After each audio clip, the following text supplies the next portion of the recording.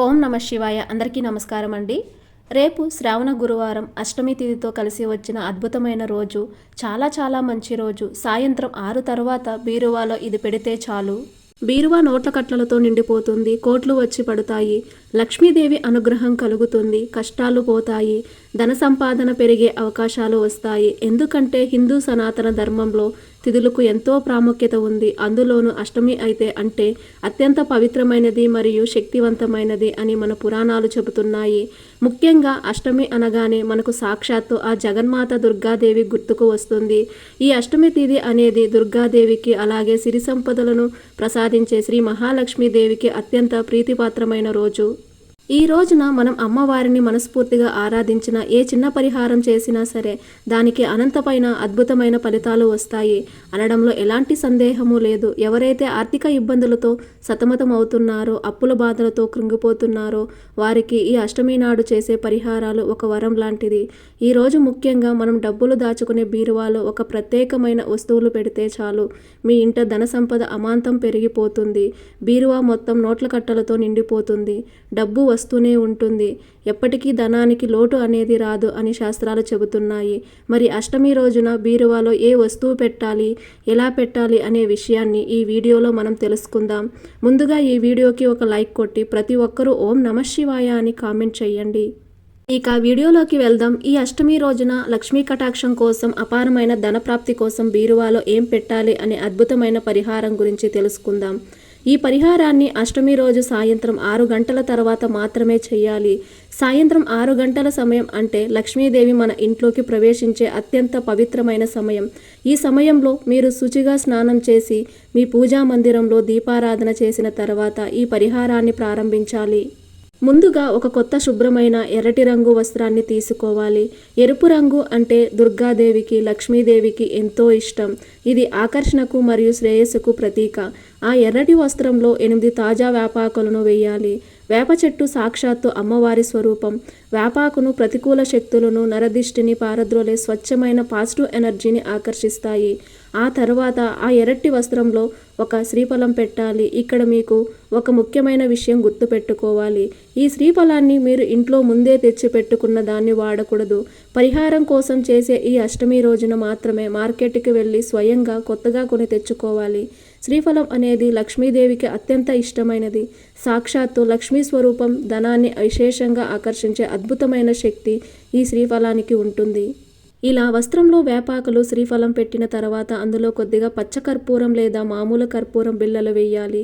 కర్పూరం సువాసన చుట్టుపక్కల ఉన్న వాతావరణాన్ని పవిత్రం చేసి దైవక శక్తిని నింపుతుంది. చివరగా వీటన్నిటిపైన ఒక చిటికెడు పసుపు, కొద్దిగా కుంకుమ వేసి దేవిని మనసులో స్మరించుకోవాలి.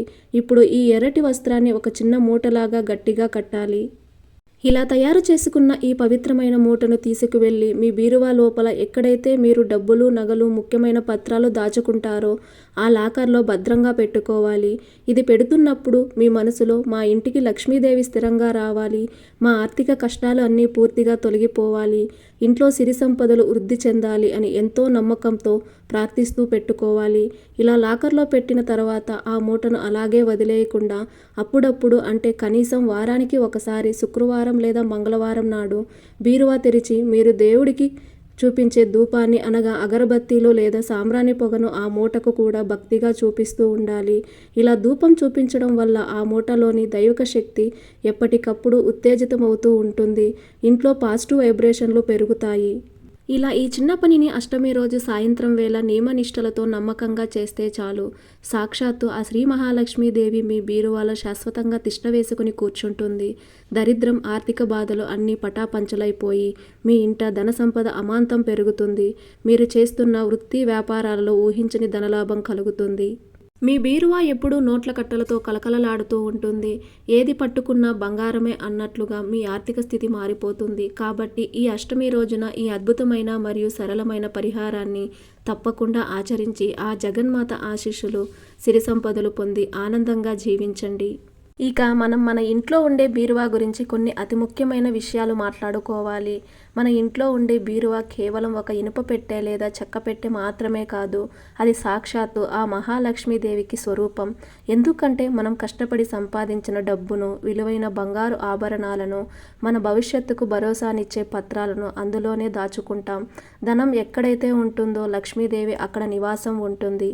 కాబట్టి బీరువా దగ్గర మనం ఎంతో భక్తి శ్రద్ధలతో, నియమనిష్టలతో మెలగాలి.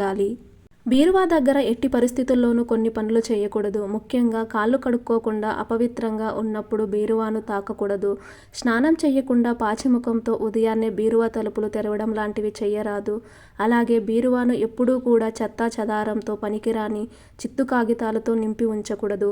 బీరువా లోపల ఎల్లప్పుడూ శుభ్రంగా ఒక క్రమ పద్ధతిలో బట్టలు, డబ్బులు సర్దుకుని ఉండాలి. బీరువా ముందు చెప్పులు వేసుకుని తిరగడం లేదా బీరువా తలుపులను ఇష్టం వచ్చినట్లు గట్టిగా బాధడం చేయడం లాంటివి చేస్తే లక్ష్మీదేవికి కోపం వచ్చి ఆ ఇల్లు వదిలి వెళ్ళిపోతుందని వాస్తుశాస్త్రం చెబుతోంది.